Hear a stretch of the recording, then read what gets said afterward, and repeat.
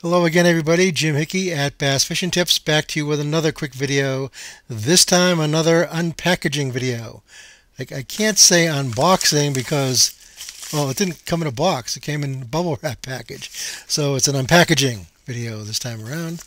Again, I'd like to thank the folks at New Pro Products for sending me this cool little hat. Thank you very much, Judy.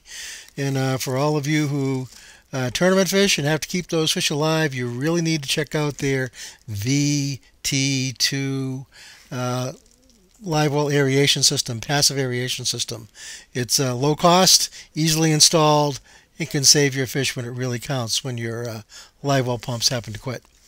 Okay, so what's in this little package? Now that the commercial, or at least that part of the commercial, I guess, advertisement is all gone.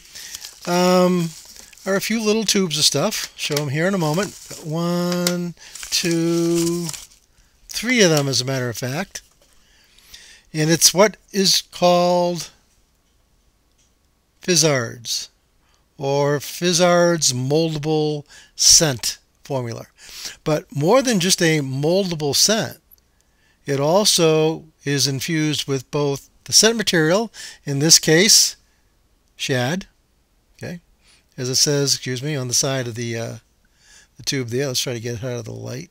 There we go. But it's also infused with air. Okay, so when you drop this stuff into the water, it does two things. It releases the scent and releases little air bubbles that help carry that scent along. Now, it just so happens, a lot of us old farts have been doing similar type things for years. And this really dates back to the 1980s and maybe even 70s, particularly when fishing tubes, and before they come out with scented tubes, going back to the original Gitsits, you always wanted to enhance them somewhat. I mean, they were great baits.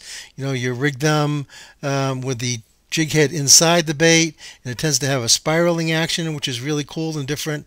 It would trigger fish. If you put a jig head that has an eye coming out the front, then it kind of darts back and forth. So it had all these different actions going on, a variety of colors. You could fish them on the bottom. You could fish them in the at any depth in the water column, so they could imitate bait fish. They could imitate crawfish.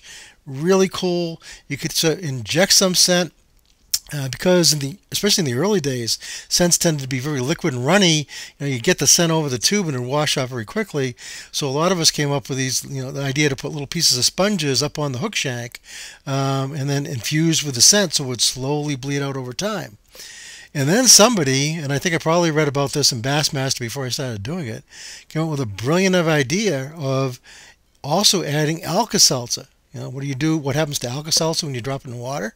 Well, it starts to dissolve and it releases air bubbles. Okay, so what I used to do is I'd take a little bit of the Alka-Seltzer, chop it into small pieces, put the jig head in the tube, put the Alka-Seltzer right up against the jig head, then take that piece of scent-infused sponge, thread it up on the hook, and force it directly up onto the Alka-Seltzer. So as that Alka-Seltzer releasing the air pockets, it'd come past the sponge, carry that scent, and you get both the effect of the air bubbles and the scent coming out of the tubes. And where it worked well on tubes, it was kind of hard to get that to work anywhere else. I mean, we used to try to cut whole, little cavities into grubs and other soft plastics to put the Alka-Seltzer in, and then kind of coat it over with scent, and it kind of wouldn't work too well because, again, a lot of those scents would just wash right off.